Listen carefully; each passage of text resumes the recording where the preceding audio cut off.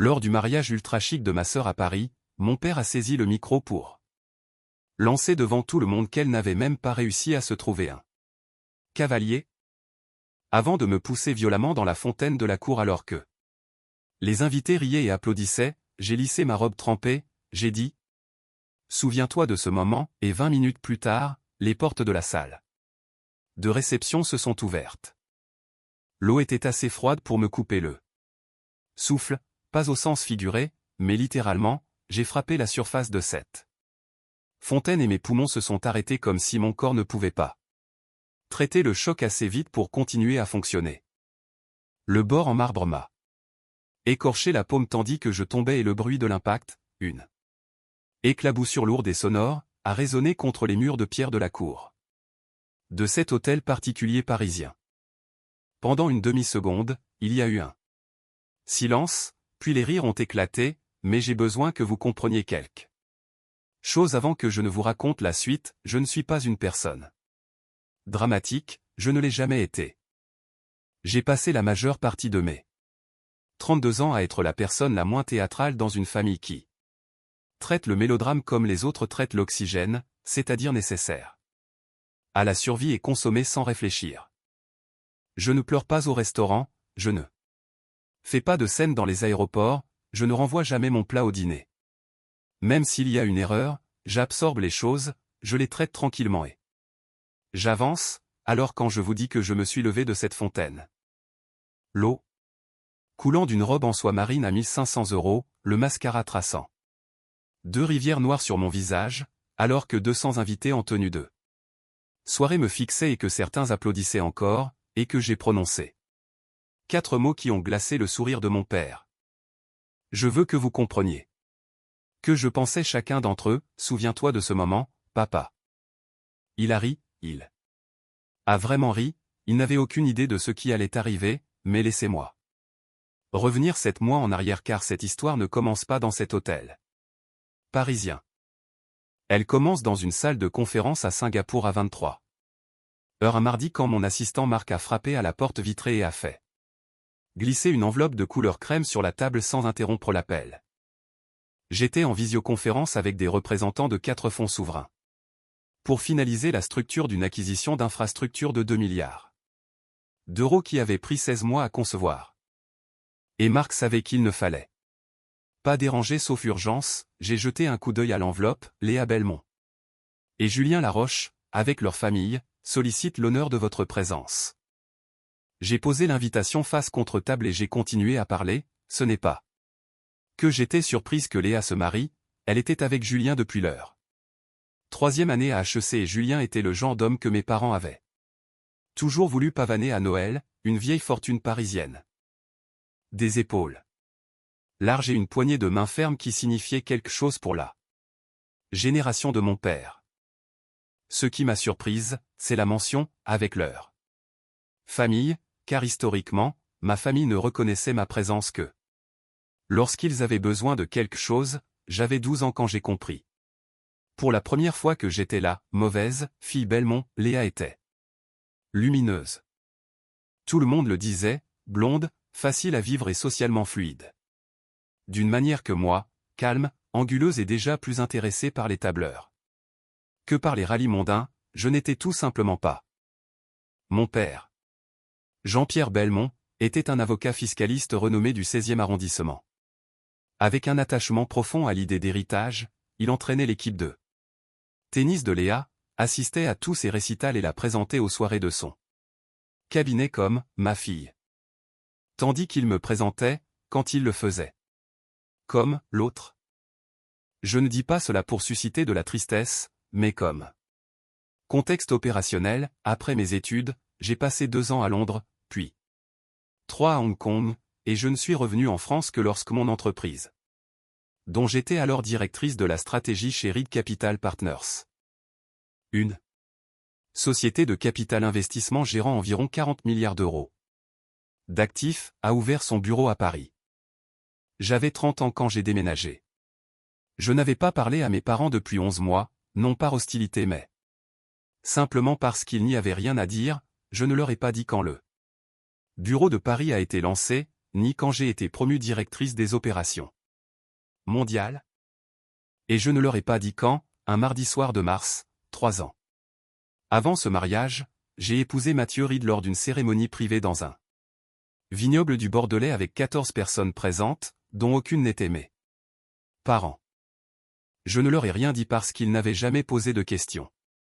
Sur ma vie, pas une seule fois, pas un seul appel commençant par « Comment vas-tu Élise ?» au lieu de « Ta tante est contrariée » ou « Ta grand-mère veut savoir si » ou mon préféré, « Ton père pense que tu devrais envisager de rentrer avant que ».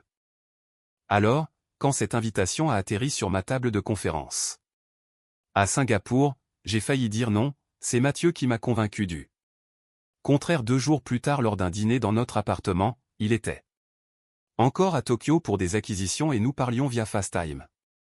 Son visage incliné vers la caméra de cette façon douce qu'il a avec moi, me disant que je le regretterais si je n'y allais pas car c'était ma sœur, et même si elle ne m'avait pas appelé depuis 4 ans, elle restait ma sœur. Il a ajouté qu'il serait là, qu'il prendrait un jet privé depuis Tokyo après la clôture d'un contrat le 14 pour être là avant la fin de la réception, me promettant que je ne serais pas seul. Mathieu Reed mesure 1,88 m. Porte des costumes sur mesure et possède ce genre de calme qui remplit une pièce. Il a grandi dans une banlieue modeste, fils d'un plombier et d'une bibliothécaire. A construit sa première entreprise à 23 ans et l'a vendue à 26. C'est le milliardaire le moins prétentieux que j'ai jamais rencontré. Il porte ses propres bagages, se souvient du nom de chaque employé et il était, depuis 5 ans, la seule personne à me regarder comme si j'étais exactement la bonne personne. Je lui ai dit que ça irait, il a répondu qu'il le savait mais qu'il serait là quand même. J'ai confirmé ma présence pour 2 en ne donnant que mon nom, pensant que ce serait une agréable surprise. Je me suis rendu à la réception seul dans une Volvo de location car ma voiture était au garage et je n'allais pas arriver à un mariage de ce standing en VTC. C'était en octobre et Paris avait cette odeur de feu de bois et d'ambition. J'ai pris ma chambre. Une suite que j'avais réservée car je refusais de partager un mur avec un inconnu. Et j'ai pris 20 minutes pour me maquiller et mettre ma robe en soie marino. Bustier structuré acheté à Milan. Les vautours sont arrivés avant même que j'atteigne le cocktail. Marine, la fille de la sœur de ma mère, m'a repéré depuis le hall en marbre. Nous avons une relation de déception mutuelle assurée. Elle a 41 ans et ne m'a jamais pardonné d'avoir intégré HEC alors qu'elle est allée dans une petite école de commerce provinciale, une rancune qu'elle entretient avec dévouement depuis 15 ans. Elle m'a serré dans ses bras comme on mesure une proie en s'étonnant que je sois venu seul et en demandant si je ne voyais toujours personne. Ce à quoi j'ai répondu plaisamment que je voyais beaucoup de gens avant de m'éclipser. Ma tante Viviane m'a coincé au buffet de champagne pour critiquer ma coupe de cheveux, pratique, avec la chaleur d'un plat réchauffé au micro-ondes. Ma mère m'a trouvé avant que j'atteigne le plan de table. Béatrice Belmont est une femme magnifique qui l'est devenue à force de travail et qui attendait la même chose de ses filles. Exprimant sa déception par de petites observations précises sur mon poids. Mes chaussures plates ou mes choix de carrière, faisant de chaque remarque une flèche empoisonnée, elle m'a scanné de la tête aux pieds en 2 secondes. Pour me dire que cette couleur me ternissait le teint. J'ai trouvé ma table, là. Numéro 19 dans une salle qui en comptait 20, située le plus loin possible de la famille, à côté d'une grand-tante nommée Germaine qui avait 87 ans, un appareil auditif mal réglé et aucune idée de mon existence. Me demandant si j'étais une des filles Wellington, ce à quoi j'ai répondu que j'étais l'autre fille de Jean-Pierre et Béatrice, provoquant ce silence qui contient toute une phrase de mépris. La cérémonie était belle comme peut l'être le bonheur des autres. Léa a remonté l'allée dans une robe qui coûtait probablement le PIB d'une petite commune et Julien a pleuré en la voyant, me faisant oublier le reste pendant quelques minutes. Puis la réception a commencé et mon père a trouvé un micro. Je dois préciser que mon père n'est pas stupide, c'est un avocat brillant et charmant envers ceux dont il valorise l'opinion. Mais je n'ai jamais fait partie de ces gens-là, je ne sais pas s'ils savaient que le système de sonorisation diffusait encore dans toute la cour et la salle de bal quand il a pris le micro. Ou si les photographes filmaient encore. Mais je soupçonne qu'il s'en fichait car il a toujours cru que ce qui m'arrivait ne comptait pas. Sa voix a résonné avec une clarté professionnelle, affirmant que j'avais 32 ans et que je n'arrivais même pas à trouver un rendez-vous. Et il y avait dans ses yeux cet amusement pire que la cruauté, des rires authentiques de gens qui ne me connaissaient pas ont éclaté simplement parce qu'un homme en costume élégant était drôle aux dépens de quelqu'un d'autre. Ma mère a caché un sourire derrière sa main, Léa n'a même pas pris cette peine, et mon père s'est approché de moi sans lâcher le micro alors que la foule sentait le malaise divertissant arriver, il m'a dit à 6 centimètres du visage que j'avais toujours été la déception, l'échec, l'embarras du non. Belmont, et je n'ai pas reculé. Ses mains ont frappé mes épaules avec force, une poussée intentionnelle, pas un accident, et je suis tombé en arrière dans la fontaine, l'eau était glaciale. Je vous le redis pour que vous imaginiez ce que l'on ressent quand on est poussé par son père devant 200 personnes dans une robe de luxe.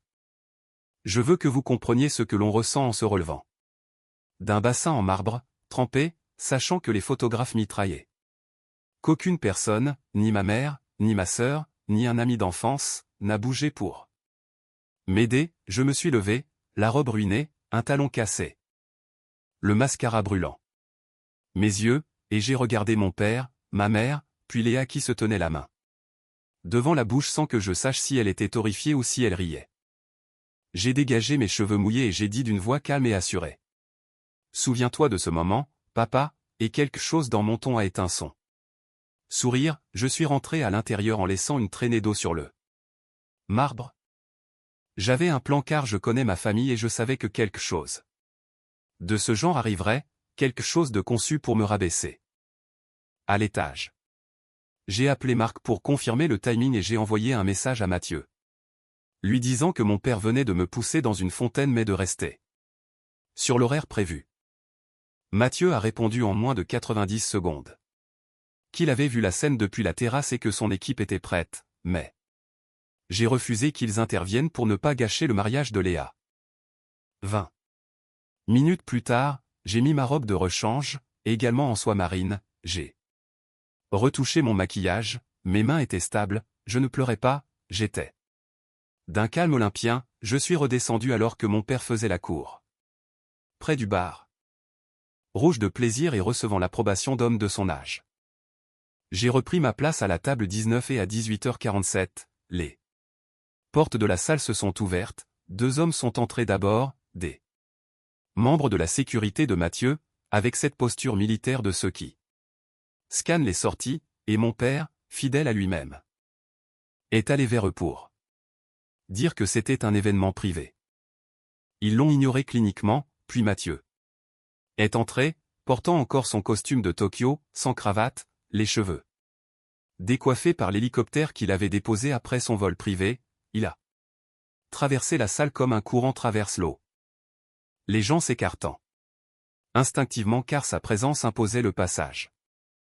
Ses yeux ont trouvé les miens à travers la salle, il a parcouru les 20 mètres en 15 secondes et la pièce semblait se réorganiser autour de lui, il m'a pris les mains, m'a embrassé avec cette certitude tranquille qui n'appartient qu'à lui. Puis il s'est tourné vers ma mère qui était à 1 mètre. Sa voix n'avait pas besoin d'être forte pour être entendue quand il s'est présenté comme Mathieu Reed, le mari d'Élise, et j'ai vu le visage de ma mère se figer totalement alors qu'il précisait que nous étions mariés depuis 3 ans, j'ai vu les calculs se faire dans ses yeux. Le nom de Reed Capital Partners, la couverture de Forbes. Qu'elle avait sûrement vu, la firme aux 40 milliards d'euros basée à 2 pas de son café habituel. Mon père a fendu la foule, le visage rouge de celui qui perd le contrôle, criant que c'était une plaisanterie et que j'avais engagé des acteurs, mais la voix de Mathieu a baissé d'un ton, calmant instantanément les alentours alors qu'il expliquait qu'il avait tout vu depuis la terrasse, qu'il avait entendu chaque mot insultant dans le micro et que sa sécurité était prête à intervenir si je ne leur avais pas demandé de ne rien faire pour protéger le mariage de ma sœur. Un silence de mort s'est installé, mon père a ouvert la bouche sans qu'aucun son ne sorte, et les portes se sont ouvertes une seconde fois pour laisser entrer Sophie Chen, la chef de cabinet de Mathieu. Et l'avocat général de la firme arrivant de New York, Sophie s'est adressée à moi. En m'appelant « Directrice Belmont », un titre qui a fait exploser les murmures dans la salle. Quelqu'un au fond a déjà dû googler mon nom car j'ai entendu une voix masculine incrédule mentionner la fortune de Mathieu et ma position. Ma mère s'est agrippée à sa chaise, livide, et je n'ai ressenti ni triomphe ni tristesse, juste le sentiment qu'un compte très ancien venait d'être soldé. Mon père restait immobile, ce qui arrivait pour la première fois de sa vie, et Léa me regardait comme si elle me voyait vraiment pour la première fois, elle qui n'avait toujours vu que la version ratée que ses parents lui avaient vendue. Je les regardais sans sourire. Avec le regard qu'on porte à quelqu'un qu'on a aimé imparfaitement et qui nous a totalement trahis, puis je me suis tourné pour partir. Mon père a bafouillé que nous devions parler, que nous étions ses parents, mais je me suis retourné lentement pour lui dire de réfléchir très attentivement à ses prochains mots. Car il réalisait enfin devant tous ses amis et collègues que l'histoire qu'il s'était racontée sur moi pendant 32 ans n'existait pas, et que ce n'était plus moi qui avais quelque chose à perdre. C'était lui. J'ai passé le reste de la soirée dans le hall de l'hôtel à travailler sur les documents de Singapour avec mon équipe. Ce n'était pas une mise en scène mais la réalité de mon poste. Et Mathieu est resté avec moi, m'envoyant même une photo de son plat au restaurant de l'hôtel en plaisantant sur sa qualité médiocre, ce qui m'a fait rire pour la première fois de la journée. Ma mère est venue frapper à ma porte à 22h14. Elle m'a dit qu'elle n'avait pas arrêté mon père et qu'elle aurait dû le faire. Elle a commencé à pleurer en disant qu'il ne savait pas pour mon travail ou pour Mathieu. Mais je lui ai répondu que ne pas savoir était différent de ne pas demander. Je lui ai expliqué sans crier que tout ce que j'étais, je l'avais construit sans eux, seul à Singapour ou Hong Kong, car il m'avait fait comprendre dès mes 12 ans que je n'étais pas la fille espérée, et que j'avais cessé d'être en colère quelque part au-dessus de l'océan Pacifique en 2019. Mais qu'elle devait comprendre le prix de ce silence. 3 mois plus tard, j'ai déjeuné avec Léa à sa demande dans un restaurant parisien. Elle est arrivée en avance, sans téléphone à la main. Et m'a avoué qu'elle savait au fond de lui que j'avais réussi mais qu'elle n'avait pas voulu se battre avec mon père à ce sujet. Elle m'a dit qu'elle voyait un psychologue depuis le mariage pour comprendre pourquoi elle n'avait jamais cherché à me protéger. C'était un début, nous avons partagé l'addition et nous nous sommes embrassés sur le trottoir, un geste qui ressemblait au début de quelque chose de nouveau. Je suis resté un moment seul dans le froid d'octobre, aimant cette ville où j'avais grandi et où je m'étais reconstruite à l'autre bout du monde. Mon père a appelé en février, laissant des messages vocaux soigneusement répétés disant qu'il avait réfléchi et qu'il voulait arranger les choses, mais sans jamais prononcer le mot « pardon ». En 4 minutes de message, j'ai rangé mon téléphone et je suis allé travailler car certaines choses ne se règlent pas par messagerie vocale. Mon père m'a poussé dans une fontaine parce qu'il croyait au plus profond de lui que je n'avais aucune importance. Il s'est trompé, et le plus important est que son erreur n'a jamais rien eu à voir avec moi. Un homme peut regarder la vérité en face et refuser de la voir. Mais la vérité reste la vérité, et je suis resté fidèle à moi-même, construisant ma vie dans l'ombre sans avoir besoin de ces applaudissements. Cette fontaine a été le cadeau le plus utile qu'il m'ait jamais fait, car au moment où je m'en suis extraite, trempée et ruinée sous les yeux de tous, j'ai ressenti pour la première fois le poids total de leur regard sur moi, et j'ai réalisé avec une clarté absolue qu'il ne pesait plus rien du tout